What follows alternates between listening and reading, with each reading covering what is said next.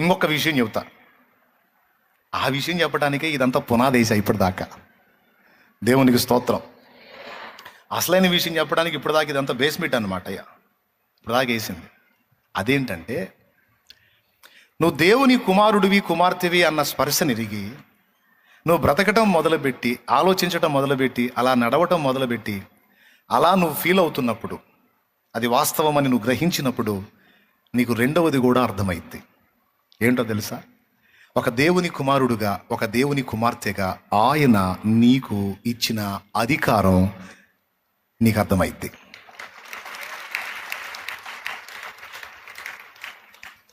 ఇది అసలు పాయింట్. ఆయన మనకిచ్చిన అధికారం సామాన్యమైంది కాదు. నేను చెప్పేది నిజం. దేవుని కుమారులంగా, దేవుని కుమార్తెలంగా ఉన్న మనకి ఆ సృష్టికర్త ఇచ్చిన అధికారం ఎంత గొప్పదంటే, దేనినైనా శాసించే అధికారం మనకిచ్చాడు ఆయన. ఇది మీరు గుర్తుపట్టాలి. ఇప్పుడు పరలోకం గొప్పదా, భూలోకం గొప్పదా? పరలోకమే గొప్పది అన్న వాళ్ళు చేతులు ఎత్తండి. రైట్, నేను కూడా 2 చేతులు ఎత్తుతా. పరలోకం గొప్పది. ఇప్పుడు డౌట్ లేకుండా అందరూ చేతులు ఎత్తారు. సరే,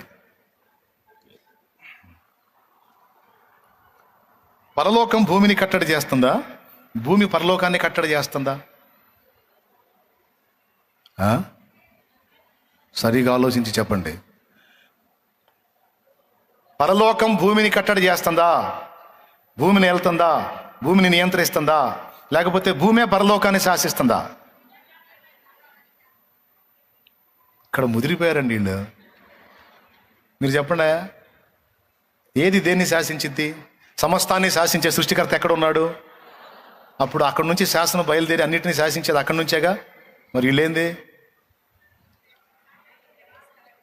ఇప్పుడు చెప్పండి, పరలోకం భూమిని శాసిస్తుందా? భూమి పరలోకాన్ని శాసిస్తుందా? అసలు సృష్టికర్త భూమి మీద ఉన్నాడా, పరలోకంలో ఉన్నాడా? పెద్దగా చెప్పండి. మరి భూమి ఎట్ట శాసించింది పరలోకాన్ని? ఏం మాట్లాడుతున్నారు? సరిగా ఆలోచించి చెప్పండి. సమస్తాన్ని ఏలేవాడు ఎక్కడున్నాడు? అక్కడుండి ప్రపంచాలు మొత్తాన్ని ఏళ్తున్నాడా లేదా? మరి అప్పుడు రీజన్ ఏంటి? పరలోకమే అన్నిటినీ కట్టడి చేస్తుంది. ఇప్పుడు చెప్పండి, ఎవరు కట్టడి చేస్తుంది? భూమే పరలోకమా? మళ్ళీ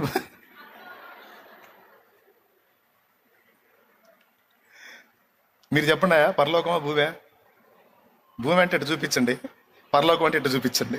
పరలోకమా భూమే? చాలామంది పాపం ఇటు మనవాళ్ళు అమాయకులు, మహానుభావులు పరలోకమే చేతులు ఎత్తారు. నిజమే, నిజమే. వాళ్ళు ఎత్తినట్టు పరలోకమే దేవుని సింహాసనం ఉన్న స్థలం. పరలోకంలోనే రారాజు కూర్చున్నాడు. ఓకే, అయితే ఆ రారాజు పిల్లలు భూమి మీద కూర్చున్నారు.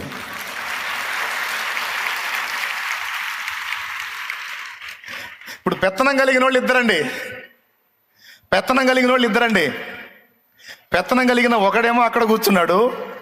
ఆయనకు పుట్టినటువంటి పిల్లలు వీళ్ళు వారసులే కదా, పెత్తందారులే కదా. వీళ్ళేమో భూమి మీద ఉన్నారు.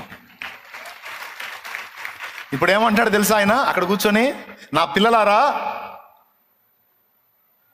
పిల్లలారా, మీరు భూమి మీద వేటిని బంధిస్తారో నేను అక్కడ వాటిని బంధిస్తాను. మీరు భూమి మీద వేటిని విప్పుతారో నేను అక్కడ వాటిని విప్పుతాను. చెప్పండి, ఇక నాకు ఆజ్ఞాపించండి అని అడుగుతున్నాడు నాన్న. ఇప్పుడు పెత్తనం ఎవరికి వచ్చింది? అసలు మొత్తం పెత్తనం ఎవరిది? తర్వాత పెత్తనం ఎవరిది? అందుకు సైతానగాడు ఏడిచేస్తుంది. ఇప్పటిదాకా పెత్తందారిని నేను, ఇప్పుడు ఒక గుంపు తయారయ్యారు పెత్తనం చేసేవాళ్ళు అని ఇప్పుడు మన మీద పడి ఏడిచేస్తున్నాడు వాడు. నిజంగా అర్థమైందా? మొదటి పెత్తందారు ఎవరు? తర్వాత పెత్తందారులు ఎవరు? ఎస్. ఇంకొక అద్భుతమైన విషయం ఏంటంటే, ఈ పెత్తనం ఇచ్చేటప్పుడు ఈ పెత్తనం ఫస్ట్ ఎవరి మీద ఇచ్చాడు తెలుసా? వాడి మీద ఇచ్చాడు. సైతాను గాడి మీద, వాడి దెయ్యాల మీద ఇచ్చాడు. కావాలంటే చూడండి, లూకాసు వార్త 10వ అధ్యాయం. ఈ పెత్తనం కాస్త ఎవరి మీద ఇచ్చాడో చూడండి. లూకాసు వార్త 10వ అధ్యాయం చూడు. 10వ అధ్యాయము 18వ వచనం నుంచి చదువు. ఆయన సాతాను మెరుపు వలె ఆకాశం నుండి పడుట చూచి తిని, ఇదిగో పాములను తేళ్లను త్రొక్కుటకును శత్రువు బలవంతుడి మీదను మీకు అధికారము అనుగ్రహించి ఉన్నాను. అధికారం అన్నదాన్ని అండర్లైన్ చేయి. అధికారం అనుగ్రహించి ఉన్నాను మీకు. ఎందుకు అధికారం ఇచ్చాడు? ఆయన పిల్లలైనందున, ఆయన కొడుకులమైనందున, కూతుళ్ళమైనందున అధికారం ఇచ్చాడు. చదువు. ఏదియు మీకెంత మాత్రమును హాని చేయదు. అది ఏది మీకెంత మాత్రము హాని చేయదు. మరి ఏం చేయాలి మేము? నువ్వు ఆజ్ఞాపించంతే అన్నాడు ఆయన. జలములలో బడినే వెళ్ళిన అవి నా మీద పారవు. జలములలో బడినే వెళ్ళిన అవి నా మీద పారవు. అగ్నిలో నేను నడచినను, జ్వాలలు నన్ను కాల్చజాలవు. అగ్నిలో నేను నడచినను, జ్వాలలు నన్ను కాల్చజాలవు. నేను వెళ్ళే మార్గము నా యేసుకే నేను వెళ్ళే మార్గము నా యేసుకే తెలియును. దేవునికి మహిమ. ఫస్ట్ ఎవరి మీద ఇచ్చాడండి? మీరు ఎక్కడన్నా చదువుకోండి కొత్త నిబంధనలో.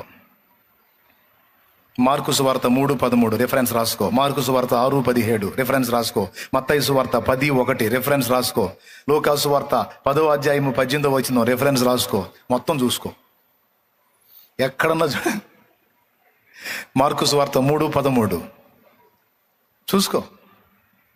ఆయన కొండ ఎక్కి తనకి ఇష్టమైన వారిని పిలువగా వారు ఆయన యొద్దకు వచ్చిరి. వారు తనతో కూడా ఉండునట్లును దయ్యములను వెళ్ళగొట్టు అధికారం. అధికారం ఏ అధికారం? దయ్యములను వెళ్ళగొట్టే అధికారం. ఓకే. ఇప్పుడు మార్కు సువార్త 16వ అధ్యాయం 17వ వచనం. బాప్తిస్మం పొందిన వాళ్ళకి ఏం అధికారం ఇచ్చాడో చూడు. నమ్మిన వారి వలన ఈ సూచక క్రియలు కనబడును. ఏమనగా నా నామమున దయ్యములను వెళ్ళగొట్టుదు. అద్దుగో. ఫస్ట్ అధికారం దేని మీద? ఎక్కడన్నా చూడు, ఫస్ట్ అధికారం దాని మీదే. ఎందుకు వాటి మీద అధికారం ఇచ్చాడంటే భూమిని ఏళ్తుందాయి, భూమిని శాసిస్తుందాయి. వాటిని శాసించడానికి ఫస్ట్ మనకు అధికారం ఇచ్చాడు. వాటి తోలు తీయకపోతే వాటి లోకాన్ని మనం ఆక్యుపై చేయలేం. వాటి తోలు ఊడగొట్టాలి. ఇప్పుడు మన వాళ్ళకేమో అసలు మనకి అధికారం ఉందన్న సంగతే తెలియచావదు. ఏ కాడికి సైతాను బలవంతుడు, సైతాను తెలివిగలవాడు, సైతాను శక్తివంతుడు, వాడి గొప్పతనాన్ని గురించి మాట్లాడుకోవటం దొంగోడు కానీ పెంకులేసినట్టు అంత మనమే వాడికి అప్పచెబుతున్నాం. మొన్న చెప్పాగా, గుర్తుందా? శుక్రవారం ఆదివారం చెప్పా, దొంగోడు తప్పించుకొని పోతున్నాడంట. జనం వెంబడబడ్డారు. వాడే ఎడుకోవాలి అర్థం కాక పెంకు పంచ ఎక్కాడు. పెంకు పంచ ఎక్కి పెంకు పంచ మీద కూర్చున్నాడు. జనం చుట్టూ గమ్మారు, పెంకు పంచ చుట్టూ గమ్మారు. వాడు ఫిక్స్ అయిపోయాడు, చిక్కారా ఇక చంపారు నన్ను అనుకున్నాడు. ఈ లోపు ఈ ఉన్నోళ్ళలో ఒకడు అన్నాడు, ఒరే వాడు అసలే దొంగోడ్రా, పెంకులు వేసినా వేస్తాడు అన్నాడు. అప్పటిదాకా వాడికి టెన్షన్లో ఐడియా రాలా. వీడు ఎప్పుడైతే ఆ మాట అన్నాడు, ఇక తీయడు పెంకులు, తడగో పెంకు బీకి కనపడ్డాడు కల్లా కొడుతున్నాడు. ఒక్కడు లేడు ఇక అక్కడ, శుభ్రంగా దిగి జంపు. ఇప్పుడు ఐడియా ఎవరు ఇచ్చారు?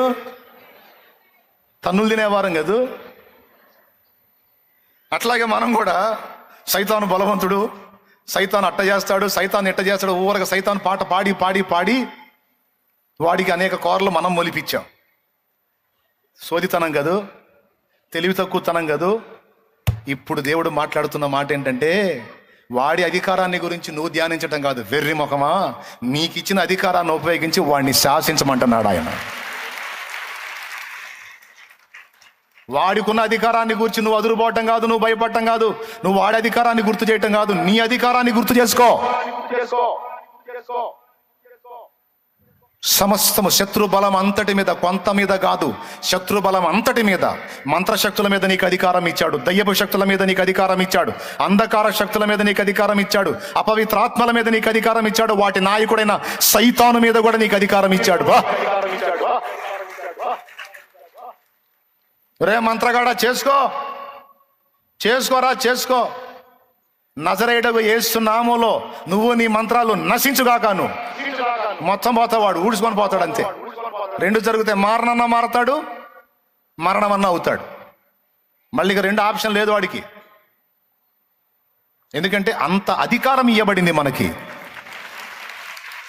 దేన్ని బంధిస్తారో నేను దాన్ని బంధిస్తానన్నాడు, దేన్ని విప్పుతారో నేను దాన్ని విప్పుతానన్నాడు. ఇప్పుడు మనం ఏం చేయాలా? ప్రభువా సైతాన్ని ఆయన శోధిస్తాడు, ప్రభువా అయ్యా వాడు అటు కొడతాడు, అయ్యా ఎటు కూడా, వాడికి లేని ఐడియాలు కూడా.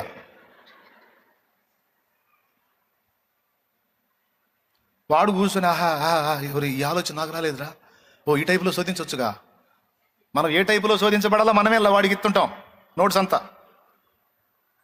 అది కాదు ఇక్కడ నీకు దేవుడు చెప్తుంది, నువ్వు బంధించు అన్నాడు.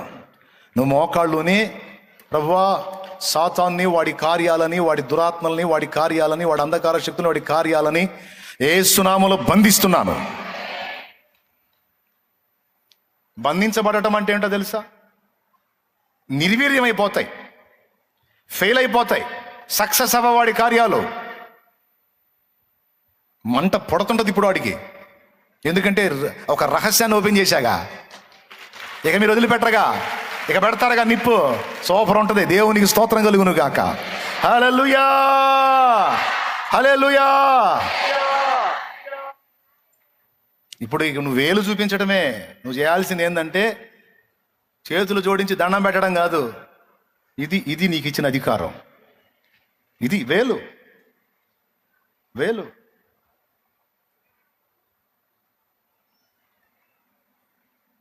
మంచి పాట ఒకటి వస్తుంది ఇప్పుడు. దేవునికి స్తోత్రం. పాడాలనిపిస్తుంది, మళ్ళీ పాడితే మళ్ళీ వదిలే, కొత్త పాట వదిలే.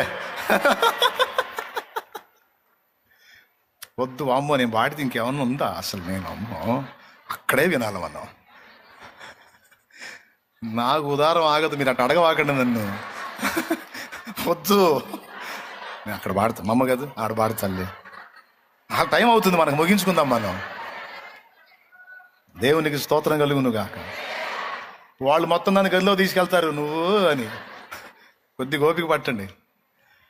విందురు కానీ సూపర్గా, సంవత్సరం అంతా విందురు కానీ. అది ఎలాంటి పాట అంటే బతుకంతా పాడుకోవచ్చు ఆ పాట, జీవితం అంతా పాడుకోవచ్చు. అలాంటి పాట ఇచ్చాడు యేసయ్య. స్తోత్రం, హల్లెలూయా.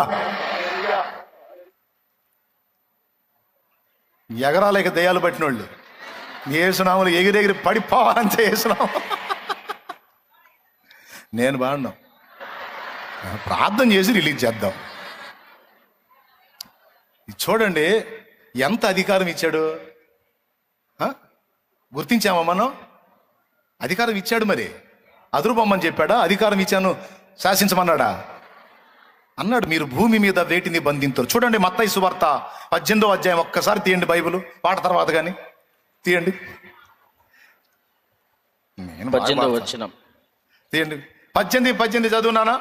భూమి మీద మీరు వేటిని బంధితురో అవి పరలోకమందును బంధింపబడును, భూమి మీద మీరు వేటిని విప్పుదురో అవి పరలోకమందును విప్పబడునని మీతో నిశ్చయముగా చెప్పుచున్నాను.